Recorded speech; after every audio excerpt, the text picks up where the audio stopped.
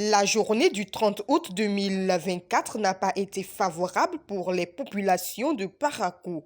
En effet, une faute plus diluvienne a causé d'énormes dégâts matériels et la destruction de certaines zones de passage. Et j'étais debout quand cette pluie est en train de s'abattre sur le sol et petitement, malgré le dos d'âne que nous avons fait, quand elle a franchi le dos d'âne, je me suis dit que c'est grave, tout est gâté.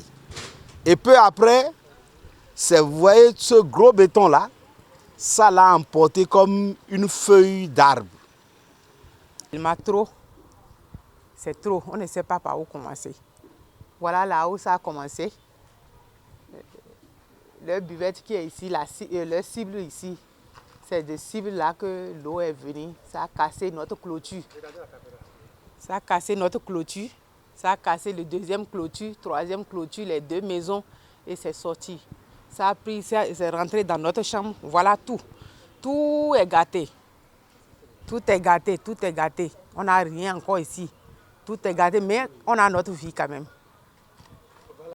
Face à cette situation, les populations lancent diverses doléances aux autorités compétentes. J'exhorte toutes les autorités possibles de venir au secours. Parce que si vous regardez bien, vous filmez bien, vous allez voir que même à pied, il n'y a pas de passage. À plus forte raison, à moto. Ceux qui sont de l'autre côté du Céleste, par où ils vont passer maintenant pour traverser? Impossible. Donc si les autorités sont à l'écoute, vraiment nous les exhortons de venir au secours pour nous sauver. Parce que la voie s'était dit qu'ils vont prendre ces prises en compte. Et ils vont faire demain après demain. On a signé tous les papiers possibles. Il ne reste que le commencement. Mais jusqu'à aujourd'hui, tout est comme ça. Pour rappel, il est de notoriété que le mois d'août est une saison pluvieuse dans le septentrion.